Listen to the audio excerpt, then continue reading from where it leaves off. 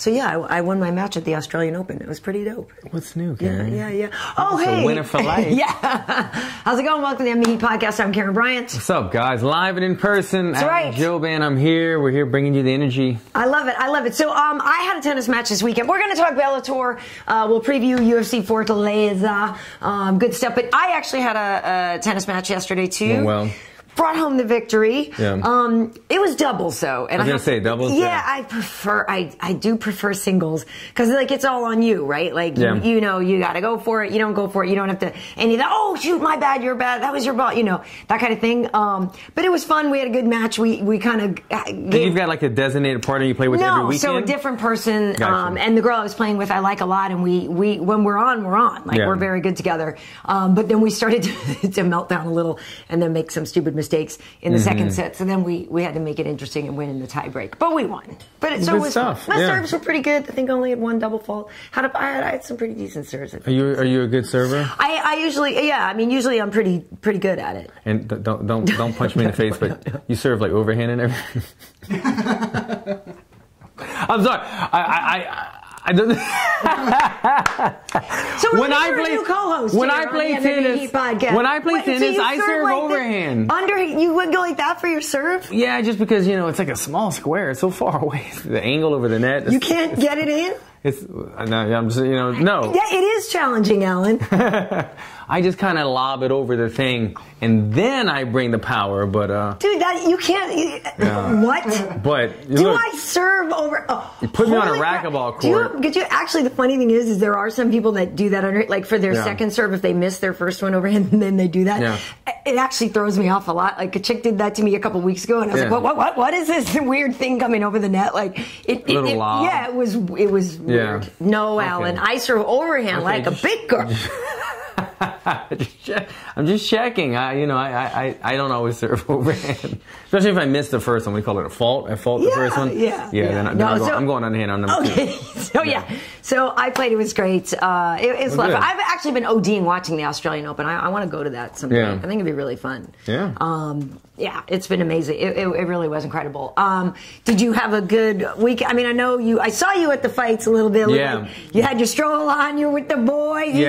Boys. We went out with the boys. Saw you at Bellator. Had a good time.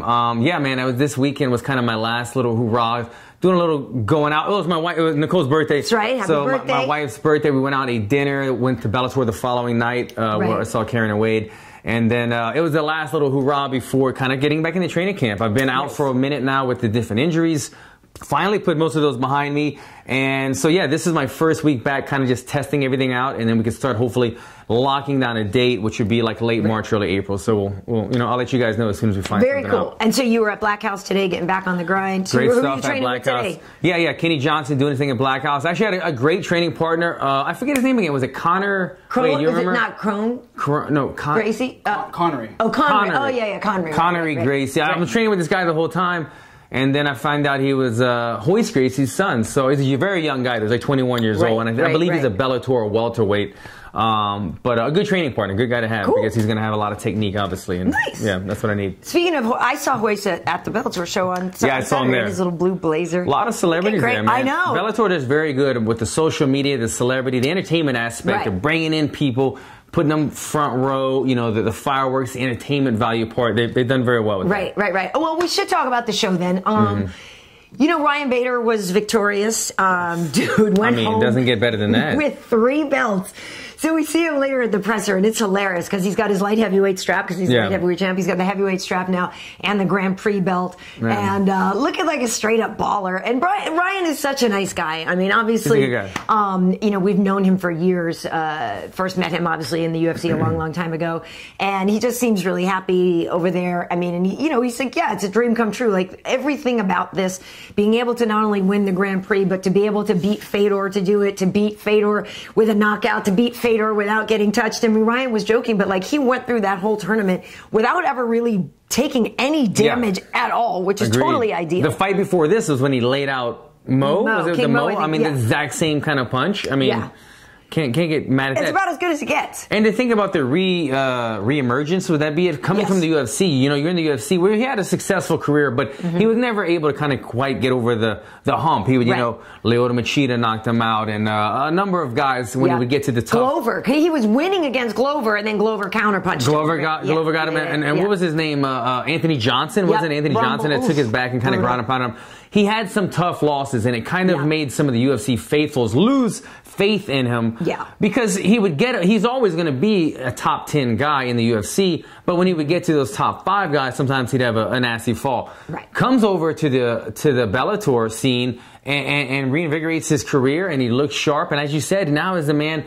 The champ was kind of a phrase we coined in the last 2 years. This guy's a champ. He got 3 belts now, and looking to even unify. I'm trying to, do some interesting call-outs against DC. I don't know if this would ever happen, but it's putting the conversation out there, which is always a smart thing for a fighter. Well, for sure. I mean, and if you remember years ago, that was the whole thing, is that DC was calling Ryan the easiest fight in the division. I remember that. Remember at the presser? We were at that press conference, and I remember you see Ryan like lurking around. You're like, he was like, "Get this guy out of here!" Didn't they kick Ryan out? They did something, but it was funny because sitting there, you could sort of start to see it come together, like at the press conference. Like, this looks like some stuff's going to get started over here. But yeah, DC kept calling him the easiest fight in the division. And I think DC did come out later on after that and say, like, you know, I got respect for Ryan. He's actually a tough guy, but I just like to mess with him. I don't think he really felt that. No. I think he feels confident that he can out-wrestle Ryan and that he's maybe the better boxer, so he does feel confident in the fight. But I think DC does know he was just trying to kind of take a jab at his pride, saying that he's the easiest fight in the division right now. Exactly. Yeah.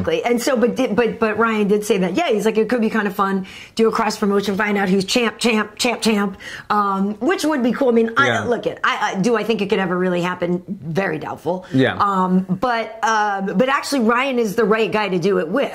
If ever there was going to be one, in a way, because unless it could have been Fedor. Do you know what I mean? But because it would favor the UFC. But also, it's also a person they have a relationship with. It's somebody who's very familiar to the organization. Yeah. Like, it would be.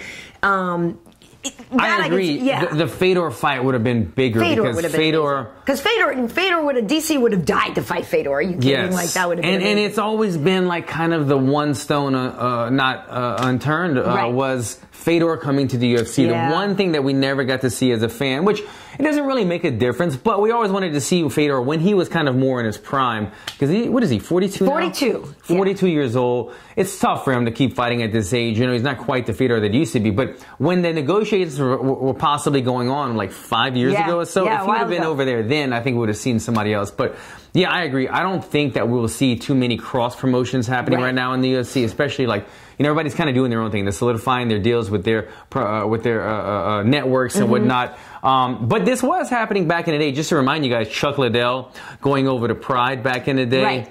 Chuck Liddell went over there and fought Rampage Jackson back in the day, and that was kind of one of the earlier cross promotions. But I mean, eventually they bought him, so I guess maybe they already knew. Yeah, we're gonna buy you anyway. So. Exactly. I guess it's not a thing. But yeah, good for Ryan. And I can't remember at the presser if he was saying which one he wanted to defend more. I mean, like, he said he walked around in that camp at like 235 or something. He said he felt good. I thought he looked good. He looked like a big man. Yeah, I thought he carried that heavyweight build pretty well, you know what I mean? So I agree. he was definitely talking about being happier, not having to cut weight and stuff like that, because 205 he has to work to get to still. Exactly. Like, if you don't have to cut weight and you seem to be winning without taking too much damage, then you would think you found kind of a home at heavyweight. I saw Chael kind of calling him out after the fight. Chael just being Chael.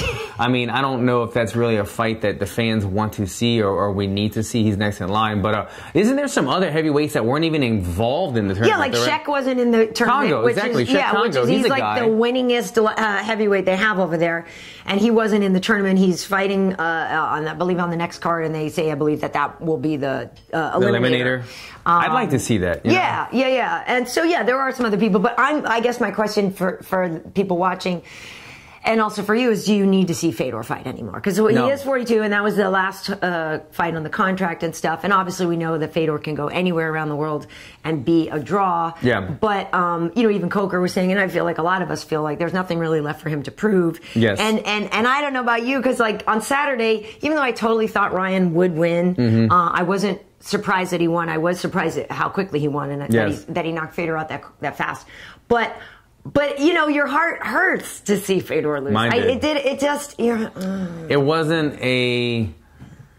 It wasn't a joyous occasion for me watching that victory. It was kind of like when Amanda Nunes beat Cyborg. Yeah. As happy as I wanted to be for Amanda, my heart hurt for Cyborg because, you know, she's just a legend and she put so much hard work in there. Yeah. And it was a little bit of the same mix of emotions watching Fedor go down so easy because I was there with two guys that are kind of not huge MMA fans. So I was kind of educating them. And I'm like, this, you've got to watch Hanging out with event. casuals again? Casuals, hanging out with some casual guys. So, exactly. And they were putting money on the fights and they were asking my opinion. I'm like, well, my heart is with Fedor. It's hard to go against Fedor. And I was telling them, like, just watch the walkout. He comes out stone cold. Yeah. He's got this, like, music, Russian slow music. Right. It's just epic and so in the moment type of thing because he's so raw with his emotion. He doesn't try to fake anything. He's just, this is who I am. Right. To see him go out like that, and you already said he had nothing to prove, I would say, years and years ago. He could have retired years ago, and then he kind of did for a little while. He did retire. Yeah. You know, he was out for a while. But, you know, the conversation of the greatest heavyweight of all time, or even the GOAT, one of the greatest fighters of all time, Fedor was in that conversation. Right. If he continues, I don't believe he will any longer be in that conversation because it's tough. It was already tough for him to be in the conversation. He went undefeated for 10 years, let me remind you. Right. And so that's what really put him in that conversation. But the opponents that he was facing, they were nobody. You know, I don't say they were nobodies, but they weren't. They were just random guys from Japan. They were throwing out, you know, these super fights and this and that. And so he was winning in spectacular fashion. But these weren't elite top level guys like the people in the UFC were fighting. Right. But it was still very impressive. But now if you're coming back and you're getting beat and you're getting knocked out like this, I don't want to see this. Who was his other knockout that he went down? It was against he lost to Maldonado, but they gave him the nod. But that Maldonado fight was insane. The Maldonado fight, but then he also got knocked out by the Ultimate Fighter heavyweight. Did Meathead knock him out? Former football player. Meathead, Mitrione? Yes, thank you very much. Yeah. Matt Mitrione knocked him out. So we're starting to see his chin is going away. He's not quite the explosive fighter that he used to be. And so I'm getting too deep into it. I don't want to see it. I know. I'm such a fan. I know. No, that's the whole thing is you're passionate about him. You don't want to. We don't. I was telling my my casual friends. The casuals. His hangers on. Really, Alan likes to walk. You should have seen him walk in too. Like he struts in and he's got his little hanger on. Yes, Alan. What can we get for you, Alan? He's like the bulldog with the little chihuahuas on the side. They're like, yeah, boss, yeah. Then we're gonna go get him. Yeah, my guys. That's you. That's Alan's like. My guys are like big bopper, like rolling up into the dump like that. What? I might have been the fighter, and then they're like handlers. No, ladies, stay back. It's they were more Jouban famous than me or whatever. These guys, they're the ones that got the celebrity treatment. I was kind of the tag along. They all had Brahma t-shirts on. Yeah, it was kind of weird. It's kind of weird. They had on Bellator I did think I heard the words "fetch me a beer" at one point. Anyway, I don't know. No, these guys are drinking every break.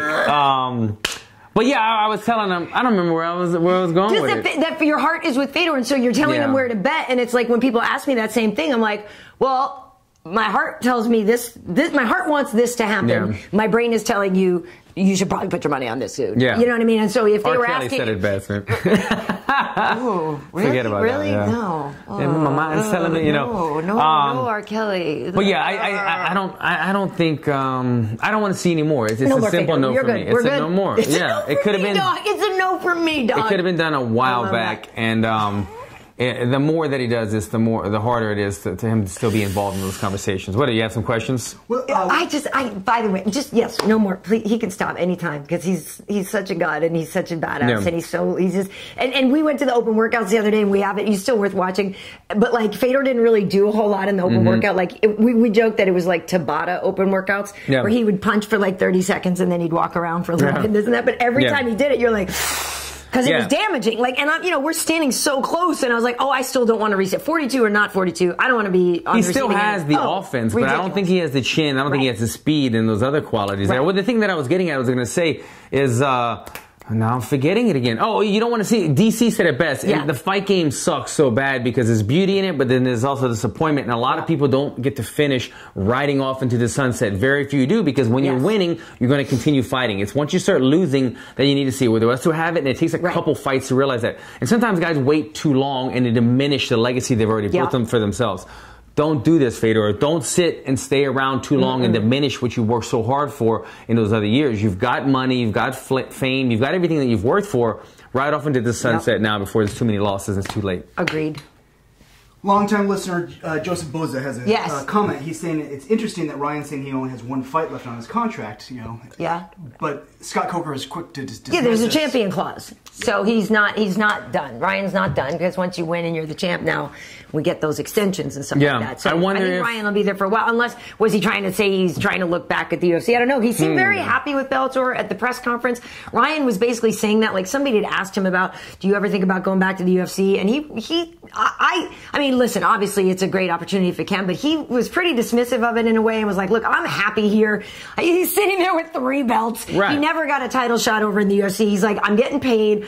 I'm winning. These are dream fights for me. Like, why? If I'm Ryan Bader, I finish out my career there and peace I would out, like to man. see the amounts. I'd like to see, it was fought in California. Yeah. A lot of times they'll show the payouts in California. Right. So I'd like to see what he's getting paid, just to get an idea of the ballpark that he's in. Because I mean, if he's making decent money and he's winning, and like, why not stay there? Why not stay there? If he really wants to challenge himself and use the momentum that he has from Bellator and try to renegotiate a better deal in the UFC, I understand that. But if he's making really good money and he's doing well. And I don't remember how old he is, but listen, our good friend H.E.A.T, who was supposed to be on that fight card, defending his title as well, had to just postpone it. It's still going to happen, but he's very happy with what he's getting paid over there. H.E.A.T is. Yeah. Do you know what I mean? Like, and that's the whole thing. Scott Coker, for guys like H.E.A.T, Ryan, these name brand people, I got to believe Ryan is doing okay. Well, see, it's hard. I believe you. I believe it. But I remember when Benson Henderson was one of the first, who was there that night as well. Yeah, he was, right, coaching some people. He was one of the first kind of like names to go over to Bellator. Yeah. And that was kind of when we started seeing like the changing of the guard, where a lot of guys are saying, you know what, let me play out my contract and then let me negotiate as a free agent. Benson was one of the first names to do that. He went over there and he was saying how well he got paid. When they showed some of the numbers from the fights, I didn't see great pay. I remember like one of his fights, he might have lost it, but it showed that he get paid $40 grand. And I don't know if they're giving under the table stuff. Well, they also can take sponsors though. They are taking sponsors. So that's the whole thing. So you have that option again. Yeah, but I feel like once you go to Bellator, you can make sponsor money, and let's just say 10 to 20 grand would be an average sponsorship type of payout. But I feel like you're not quite in the limelight as much in Bellator, but they don't have the number of viewers as the UFC. That's true. I don't know. I'm hoping these guys are making money. I really am, because it brings the market up. It brings everybody's value up. But I'd be curious to see how much these guys really are getting paid, though. Especially guys that are going over to, like, what is it, 1 or whatever? Right. One, yeah. Well, to me, yeah, they're saying. I heard the money that Eddie Alvarez got to go to 1 championship. I'd be like, we're out of here, folks. Like, literally, it was life-changing money for him to go. They said they're making tens of millions of dollars, which blows my mind. He's got children and life-changing. I want to see the check stub. I want to make sure they're getting this and putting it in the account, because until you get paid, it's just all kind of, I was told by sources close to the Alvarez situation that it literally was an offer you couldn't refuse. And everything's good. They don't have any type of fighting trying to hunt down the money. I think it's good. I haven't heard them say anything. I mean, Eddie hasn't fought yet, I don't think, for them. Yeah. Right? But I don't. Because what's his name? Dakota Cochran, I think it was, took the fight against Johnny Hendricks in bare knuckle boxing last minute. I think they were saying we need a different. No, but I know. I'm just saying, they said we need a welterweight on like 1 week's notice. We're going to pay you like 30 grand. I think it was. So people were jumping up at it. He went in there, knocked him out, huge win. But I heard he never got paid the money. So there's a lot of promotions popping up, saying a lot of stuff and having some financial backers, but not everybody's getting paid. So I just want to make sure these guys are getting that money that they deserve. Agreed. Yeah. Anything else on Fedor Ryan before we move on? So co-main event, Aaron Pico. Ooh, that was a crazy fight. It was a crazy fight. Awesome. He's fighting Henry Corrales, and at the open workouts, there's so much more attention paid to Aaron Pico. He has a lot of buzz around him, and he lost his debut, got knocked out, but then came. Was it choked out in his debut? Oh, that's right. Might have been submitted. Right.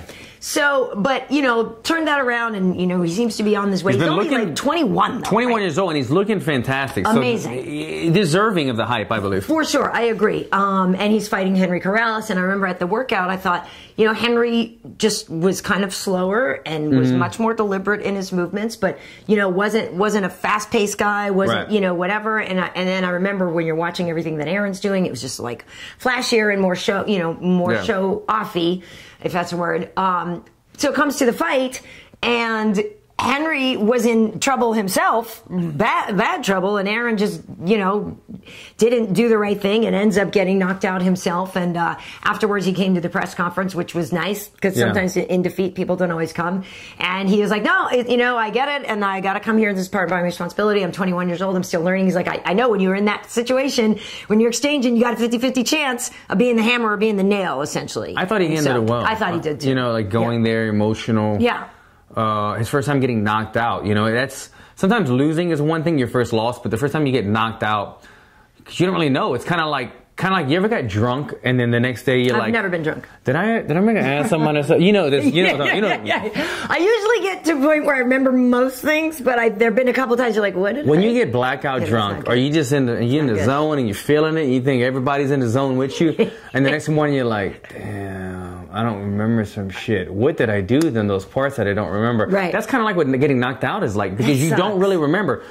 Something hits a button, you usually don't see the knockout punch, and then when you kind of start recalling what's going on, it's usually like 5 or 10 minutes later, you already did an interview or whatnot. And because I remember the first time I got knocked out, I asked my manager, did I lose? And I was already on an ambulance on the way to the hospital. And so I was trying to that's 30 minutes of my life that I don't remember. I was like, what did I do? I hope I didn't piss my pants while I was not, you don't know. So that's frightening. Anyway, that was a little deep story for you guys. Now, scary. He handled it well for such a young guy, with a lot of pressure on his back, getting knocked out like that in a fight that he was almost about to win, to come to handle at the press conference. I thought he did a splendid job. Yes, he did. He did a good job in handling it like a man, so good for him. For sure. And also, on the other side of it, Henry Corrales handled the victory in a very classy manner. Like, he first starts off just praising Aaron like crazy. Good having so much nice stuff to say about him. But Henry said something interesting. He said he came from the dark arts into the martial arts. Like, this is a guy that was doing, running with the wrong crowd, apparently, not really on a great path in life. And martial arts has changed his life. So he's the one who was with Benson. I believe it was Henry Corrales fights out of MMA Lab, right? So Benson was with him.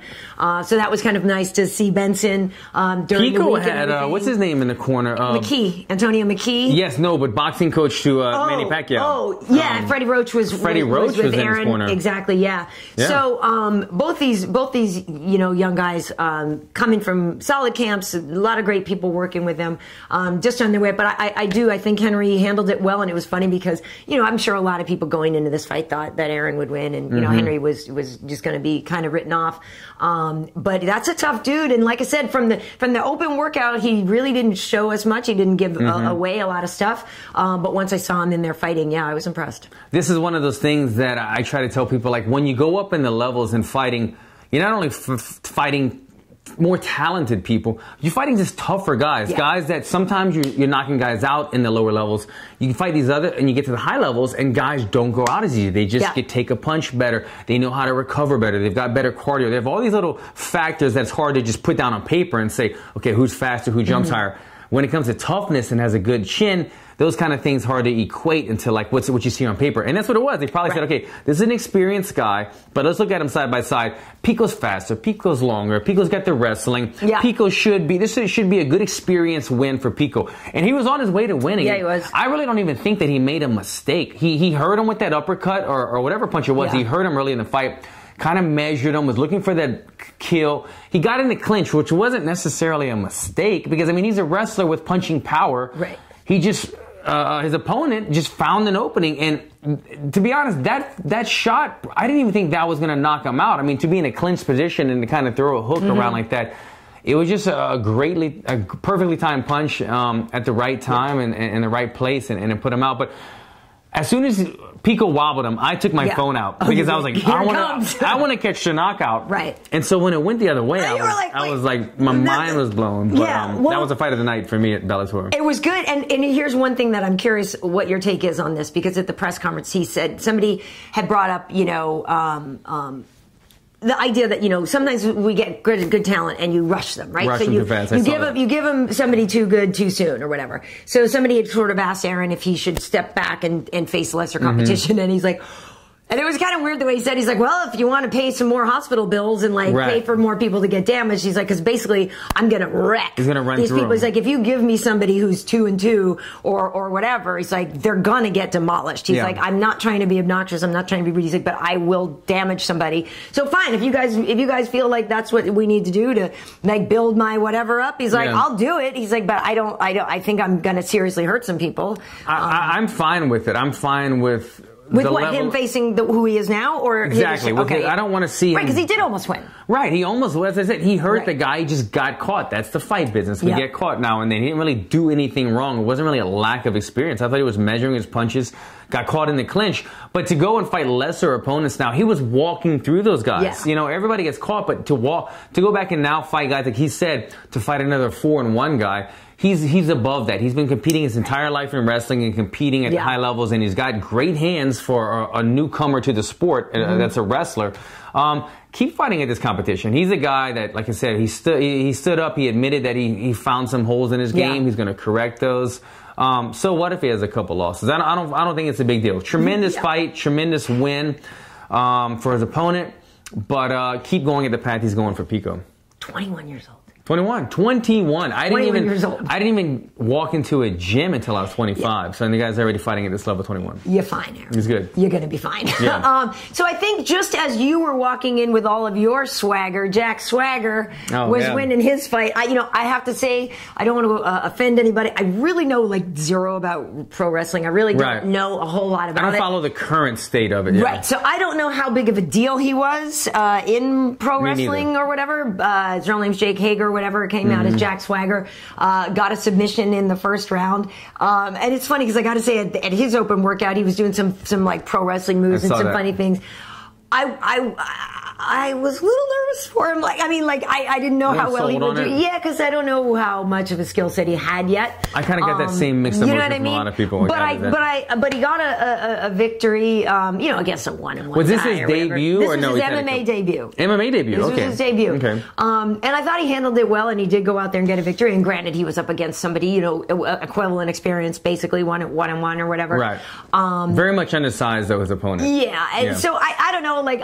For me, I guess on this one, it's more of a question to people who watch and who like wrestling to see what kind of chances they think he has in MMA or something like that. Because I really don't know. I mean, he seems like a nice enough guy. Yeah. For me, it's just his level of commitment. That's all it is. Because back in the day, we would always say, I remember when there was a Dynamite, I think it was called, or something. They were Dynamite down at the... Yes. You remember those? Yes. That was Brock Lesnar's debut. We were there. Yes, against a judo black belt. Those fights, and they would put in... It was kind of like, we're going to see how a football player... I think Sakuraba was on that card. He might have been. They had some Japanese guys on that card. But they were kind of seeing, how would a football player fare against an MMA guy? And a football player would get knocked out. And it's because he wasn't experienced. He had just started training and whatnot. And he thought his athleticism would immediately equate. Right. It doesn't immediately equate, but it does equate. Because if you're athletically gifted enough to play professional football in the NFL, or athletically gifted enough to be in the WWE or wrestle in college and then go to the entertainment side of the WWE, then that athleticism alone can get you to be very successful in MMA. You just have to put in the time. You just have to be passionate about it. So if Jack Swagger is ready to put in the time and the effort and the work, he can be successul. At this early in his career, I don't really know how long he's been training. I want to say probably not that long. Probably a year or so, I'm assuming, if this is his first fight. Right. But I just put in the time, put in the reps, and he can get good if he has that athletic background already. Especially if he has any type of grappling background. Maybe it was WWE based, but if he wrestled a little bit in high school or college and then went to WWE. He's got potential. He'll have potential. You just have to put in the time and the numbers to everybody else. He did wrestle, because I think he said he went to ASU. I think he said he knew Ryan from back then, but they were in different weight classes or something like that. And he's got that lanky build. I mean, you know what I mean? He's a big man. Anyway, seemed like a nice guy.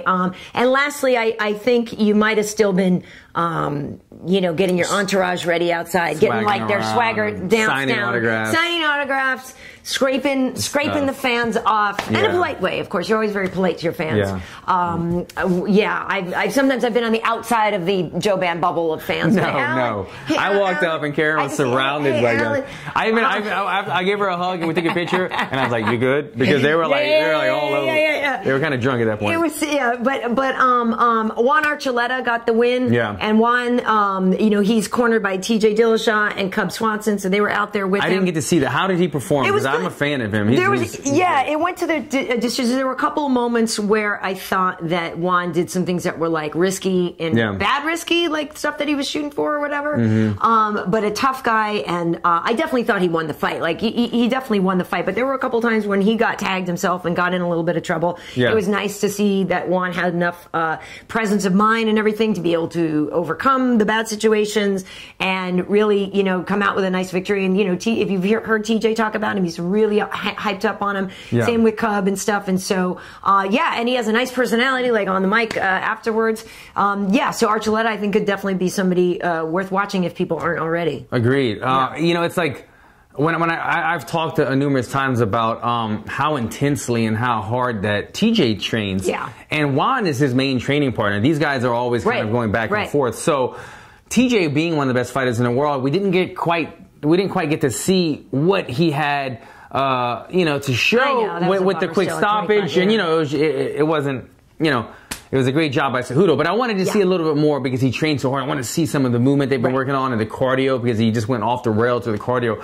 So it was fun I didn't get to see the fight, but it was nice to at least get to hear that Juan got to go in there and kind of show some of what they were working on because they were in pretty much the same camp. Exactly. TJ fought, a week or two before him. So they did the same camp together, a lot of the same training together. So it's cool to kind of see at least a little bit of what happened during that camp. One of the fighters. It was good. So overall, we had fun. You know, it is interesting when we go to the forum for Bellator. It's like, not far from home. You know, like you said, it's like you see everybody. You're walking through there, like, oh hey, there's Herschel Walker. Oh hey, there's so Vitor was over here, and then you'll see like Dan Henderson was there, and Chuck was there, and then there's actors there, and this and that. So it was fun. Was it Pete Spratt?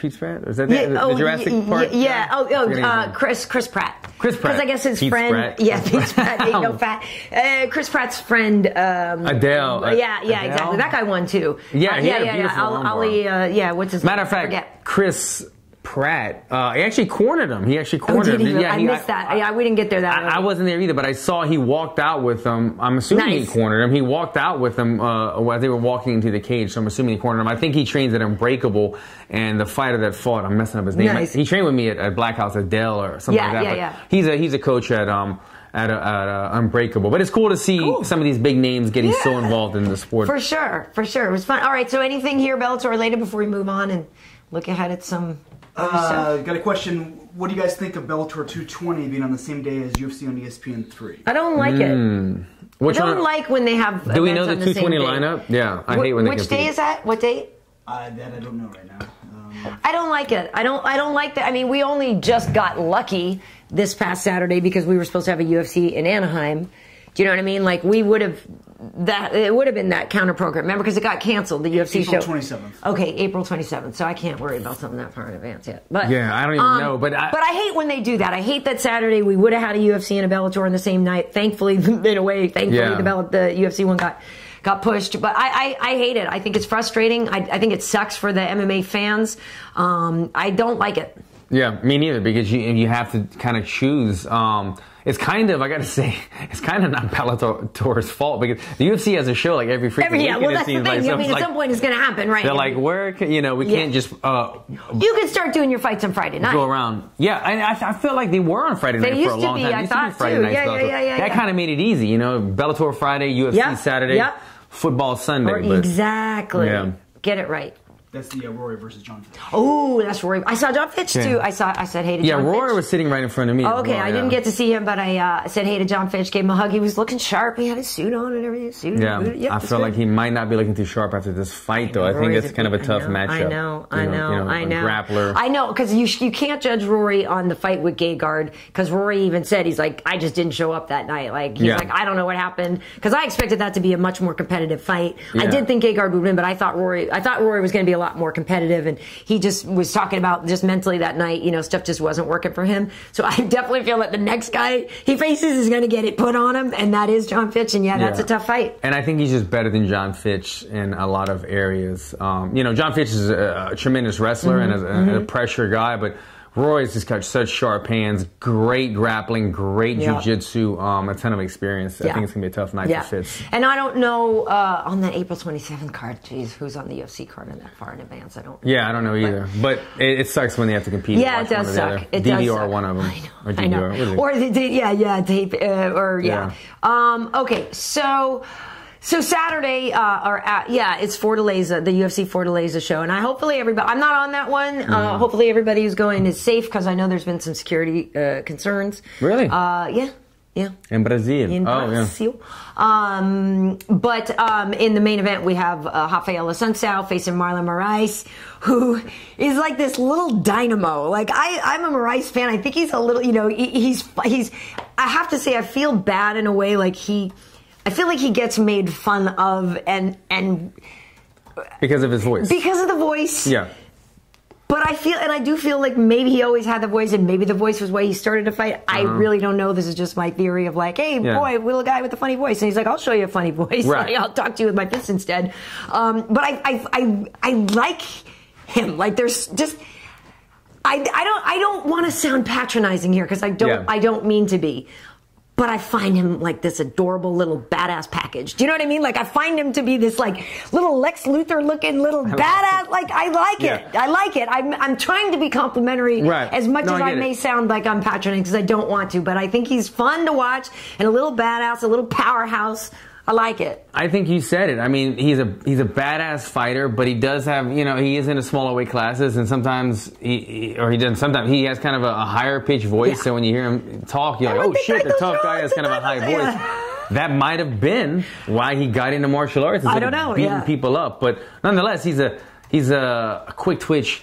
Fast punching, fast kicking, everything he does. He's kind of like a Barboza style fighter. It's like a Barboza mixed with a Demetrius Johnson, because he can just kind of do it all. He's very good, very fun to watch. People were asking, like, why is Aldo not the main event? And Aldo didn't want the 5 rounds, and that makes sense. He's getting a little bit older. That makes sense to me. It's true though. It really is a commitment. You do get paid a little bit more when you main event something in UFC.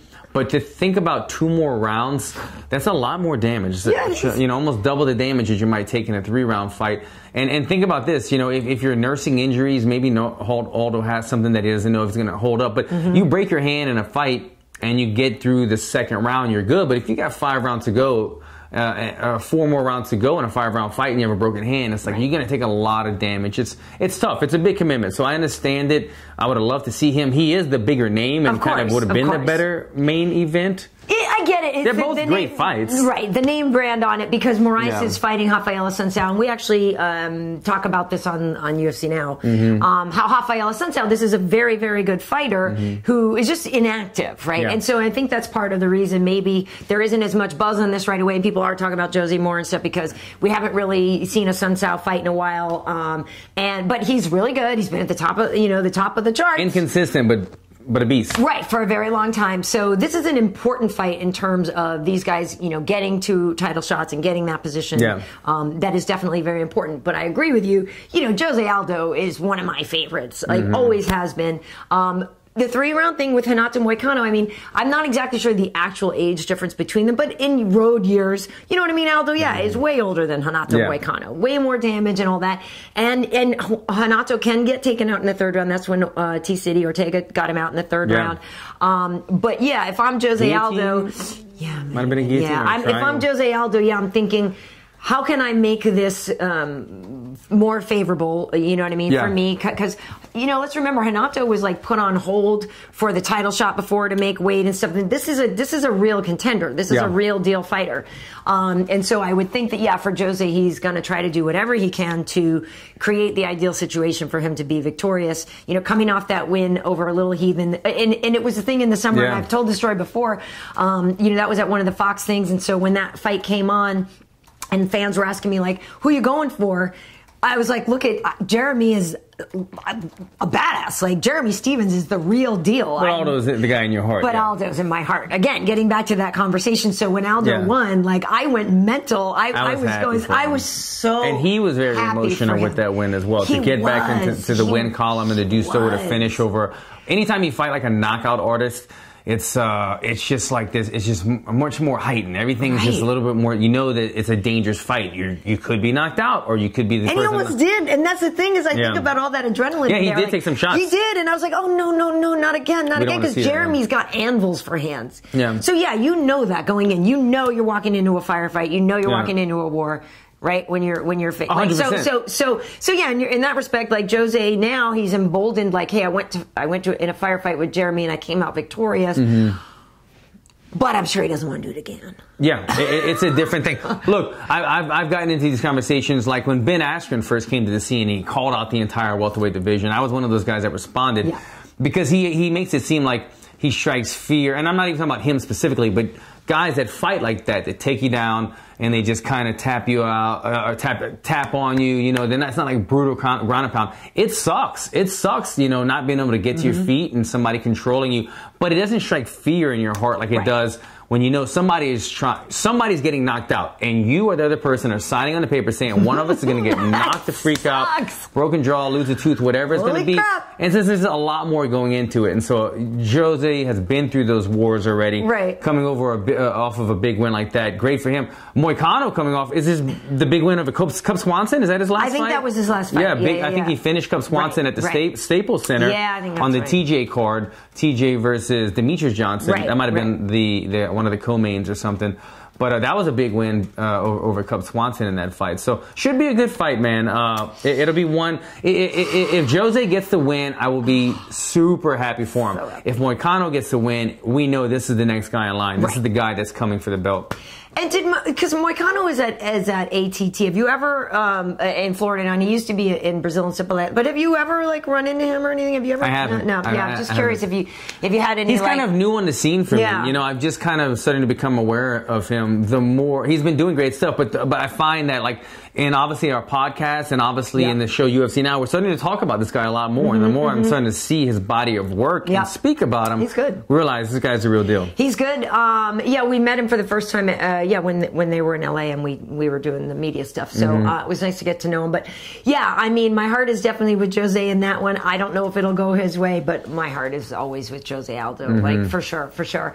Also, Lyman Good is facing Demian Maia on that one. Now I know that. So you know Lyman from in the past or no? We don't really know each other. We fought on the same card before, I believe, so I've seen him. I mean, this guy is jacked. Lyman Good is like, he's like he could be on the cover of Men's Health or something. He's got some guns, man, and I think he's coming off of a big win his last fight, I believe. I think he got a big knockout in his last fight, but where's Demian Maia been though? Well, I mean, he lost to Kamaru and Colby and stuff, so he's just been kind of laying low. I mean, it was nice for him to have a little more time to prepare for this and stuff. Yeah. I believe the Kamaru one was the shorter notice and stuff like that. And this is in Brazil, and Demian Maia in Brazil has always been a short night. I mean, and it's nice he'll have the crowd behind him and stuff. So so that is on Saturday, and I believe that's an ESPN Plus show. Okay. But like I said, I'm not going to Brazil for that one, but I think it'll be fun. Yeah. The other, I think one more we're talking about Thiago Alves. Oh yeah, right. Pitbull going against Max Griffin, which should be an interesting fight. Max Payne. He's a tough guy, man. Pressure fighter. He beat Mike Perry on that card in Florida, right? Beat Mike Perry up. Man. Yeah, he did. I mean, actually, that's I think right. Probably the most busted up I've seen. That was a good fight for Max. Really good fight for Max. He came up short against this other welterweight tall guy from around here. I forget his name at the moment.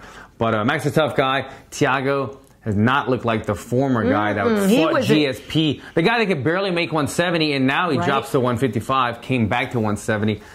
He's not the same guy, but it'd be interesting to see. Maybe going to Brazil and we see something new out of him. Yeah, I loved Thiago Alves was one of my first favorites. Do you know what I mean? Like back in the day, he was one of the first guys that I remember really getting fired up about. And he was just so and he was so ferocious. I like Pitbull. Okay, what's up?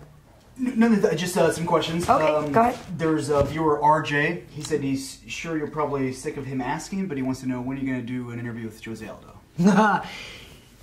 Listen. Get him on the phone. That's the thing, is Jose is hard to get to, and it is tricky to do interviews with people. It's not necessarily hard to do them with people in Brazil, but, you know, the time difference is different, and then also with the Portuguese, and it's funny because actually I have to hit Evie up. And Karyn speaks really good Portuguese. Right, we're going to do, I'll just, anyway, when I get it back, I'll just do that. But anyway, so it's tricky to do an interview with somebody on Skype where you have to have translation and that kind of delay. It's just really difficult to do it. So if ever I see Jose in person, for sure we do. And come here. I get so happy when I see him, and you know, he knows. If anything, if you want good interviews, my friend Anna Hisa, who works for Globo, she's always, if you don't already follow her, for Brazilian Media, she and my friend Evie are like top of the line there. And Evie and Anna are really close with Jose. Like Anna trains with Jose. They're really, really close. They've been close for years.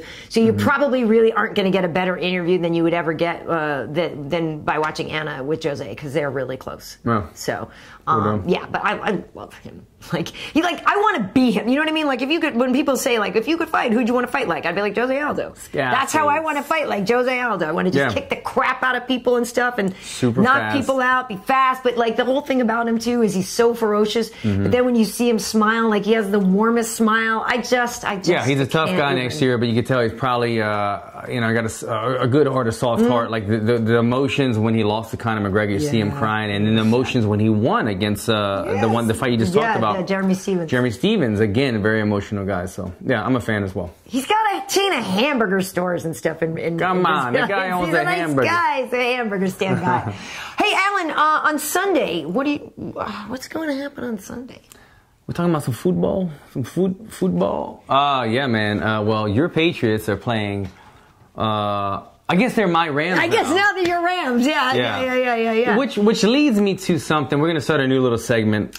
Yes. What are we calling this? Well, we're doing praise or pummel here. Praise or pummel. But we're not talking, I wasn't going to praise or pummel the Pats. I just wanted to make sure that you were aware that the Patriots are going to win again next week. Okay. I'm definitely aware. And also, so Eric Anders and I, this is really fun. So Eric Anders, you guys know, obviously UFC middleweight, sometimes fights at light heavyweight as well. Anyway, he was a big deal star player for the University of Alabama. Roll Tide! So back in 2009, I believe it was, like he made this sack or this tackle that was instrumental in them winning the championship. He's a big deal, and he's still really tight with Coach Saban and everything. Anyway, Eric and I will go back and forth on Twitter about the Patriots when I was, last week and went to the game, and he's talking smack to me. I was like, okay, really? Okay. So I got Eric on Skype, and we had a little, I don't even want to say it's a debate. He hated on my team, and then I talked about why the Patriots are so good. But it's funny because I basically... I saw you pulled out like a hat and everything. Which he claims that I ordered off of Amazon, which is total BS, because... Are you a bandwagon pig? I grew up outside of Boston. Like, it's legit my team forever. And so I have, like, literally a drawer full of Pat stuff. Like, I literally, if I wanted to put Patriots stuff on, I'd be like, I don't know which shirt to wear. I have too many. So anyway, it's a lot of fun. If you hate the Patriots, which I know 99% of you do...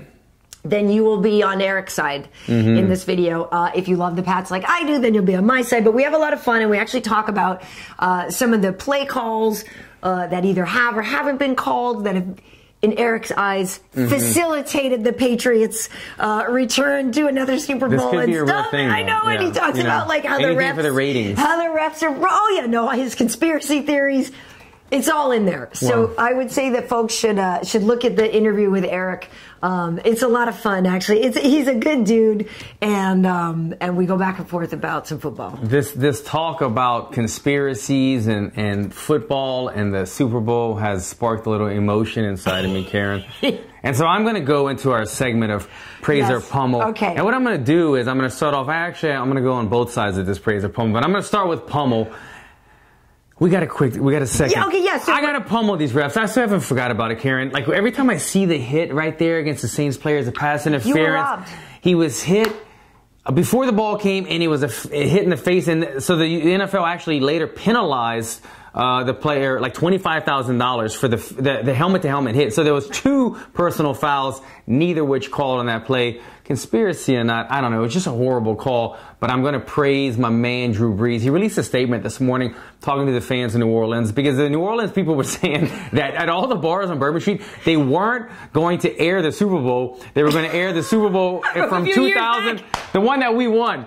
And I thought it was hilarious, but at the same time, I'm like, look, you want to watch football too. You want to make some money, right? You want to watch the actual Super Bowl. So Drew Brees got stepped up, and he did the right things. Drew Brees is such a class act, and he just pretty much said, you know, my heart is with New Orleans. There's no better fans that I could ever have. We're going to come back strong. It was just a very motivating, positive thing. So I want to praise Drew Brees for the man that he is.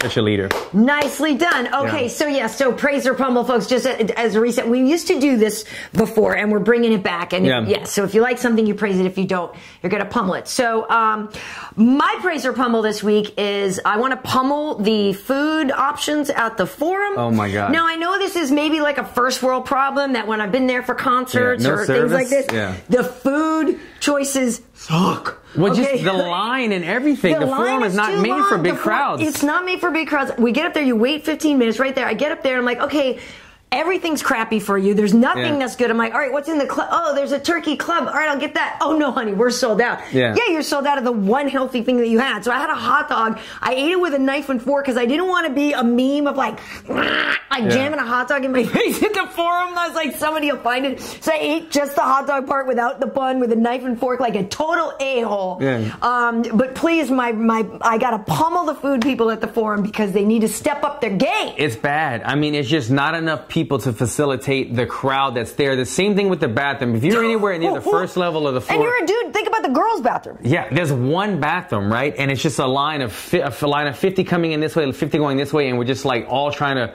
get the open restroom. It's horrible trying to get food or use the bathroom over there. I like that you said you didn't want to be a meme with the hot dog. I saw one the other day, a guy eating banana, and he goes, in 2019, you got to eat a banana like this. He breaks a piece off, and he's like. Like it's some sunflower seeds. Totally true. You can't just grab a banana these days. And, you're going to get posterized. Yes, because there's been things that like on UFC Tonight or different things sometimes you do like in the moment, and then you're like, oh dear God, got to be aware of what you're doing. Right, and the thing about it is, at the Forum where we were sitting in the media row, so it's kind of open. There's more, visibility. Yeah. And then, I don't need to be having a. I sat there like a total loser for the knife and fork because I put a bunch of relish on it too, and I didn't want to like drip like ketchup and relish and stuff like that. But I didn't want the bun either because like who eats bread in 2019? Who eats bread? So I didn't have the bun. I know you can. It works out 97 I completely agree though, man. But the Forum needs to step up. The Forum's a fun place to go because it's kind of like, I don't want to say it's small, but it just feels like you run into everybody when you're there. But man, I mean, just when it comes to like options of you better pack a lunch when you go and use the bathroom outside because it's tough to do anything over there. Totally. And so, okay, and then, what else do we have? We have that Anderson Silva interview, that folks, if they didn't see it before, Anderson's fight is getting closer. I know Kelvin already left for Australia. Is it next weekend? Wow, and, so Kelvin left, and, so we have this interview with Anderson talking about fighting Israel Adesanya. I think I'm more excited for that than the actual totally excited about that title fight. So those are both going to be pretty great fights. Yeah. So I actually do think they're both going to be pretty solid. And so I'm trying to think, is there any other questions before we get out of here? No, I was just trying to find this there's picture. Anderson. Yeah. There we go. Yeah, so we're talking to Anderson. His English is really coming along, so it's like a really fun interview. He's just a good dude. There's some questions about Conor. I've already commented. We're not going to comment or ask about that because we don't have the information. I don't know what happened. I hope it's not true. I hope alleged stuff. I hope the allegations aren't true because it's horrible. Especially being a second-time new dad. Yeah. So I really, I hope it's not true. I'm appreciative though of the rules in Ireland of like the privacy that they afford the people who are in these situations. Like, I think that's part of the reason that people don't know so much, because they actually have laws to protect, people in these situations. But obviously, I mean, what is there to say other than really, really hope it isn't true? Yeah, I mean, you talk about ruin somebody's career. I mean, not and that somebody's life. Yeah, the woman exactly. On the other side of it, like not like I'm trying to protect Conor, but I'm just saying, like, if you just don't want it to be true. You don't want it to be true. You don't want it to be true. So yeah, I had commented, look, there's not enough reliable information. Don't want it to be Can't true. talk about that. Right. But we could talk about what we saw with Max Holloway. Oh, that's hilarious. Have you guys seen this? So Max Holloway just did almost it's like a campaign for Jameson whiskey, which is basically the #1 whiskey in Ireland. I mean, it's one of the most popular in the world. One of the biggest, most popular. They've been around for a while, and they're a great whiskey.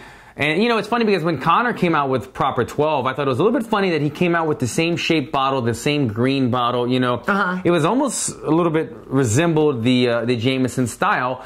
And so when Conor did his big campaign with Proper 12, he was in like a bomber type, I say bomber, the neutral bomber's not the same, but it's like a fighter jacket, Right. Leather brown jacket with the furry collar doing his thing. And so Max Holloway just did one. And the boots with the fur. Got the whole club looking at her. She hit the floor. Man, Next thing I know, but I got low. Sorry, that's my jam. That's my jam. The old music days. She works for MTV, right? Oh, I love that song. And she's got like 300 CDs. Oh, more than that. I gotta say. On the wall right there. Drinking. I'm not drinking. This is water, and I had. You know what I had was my my bulletproof coffee. I did have this morning. Oh no. This is just water. That's water. I'm high on life, baby. It's good. Energy's good. But yeah. Sorry, I'm sorry. No, all good. I forgot where we were at. He was wearing. He basically Max Holloway did the same Conor thing. style and did a tour of Jameson. And I feel like Jameson would have been the ones that brought him in and did this. I mean, this is kind of well thought out by Jameson to bring Max Holloway in there. They dressed him in the same jacket. Did you find pictures of that or no? I did. Maxi baby. You see that jacket that, if you guys are looking at this, you see that jacket that, you'll see in a second. He's wearing the same outfit that Conor had. That's kind of crazy. In Conor's campaign with it. So it seems like it's kind of methodically played out this way, thought out. So it was fun. I don't know if they're going to start going back and forth or not, but I hope Maxi baby made some good money. I love Maxi baby. Yeah, but it's good. It's fun. I like it. Cool. Well, because they obviously fought before. Conor had beaten Max. There was at one point, remember there was a talk after one of Max's wins. Conor shared that picture of him all the way in the background. He's like, oh, I love those glasses. Those two have been going. ARYN. And also we have MMA Heat everywhere. Alan, where can they find you? Alan Jouban across the board, all social media and on YouTube as well. Cool. We're going to get out of here, guys, before she starts breaking it down again. Thank you for watching. See you next time. Peace.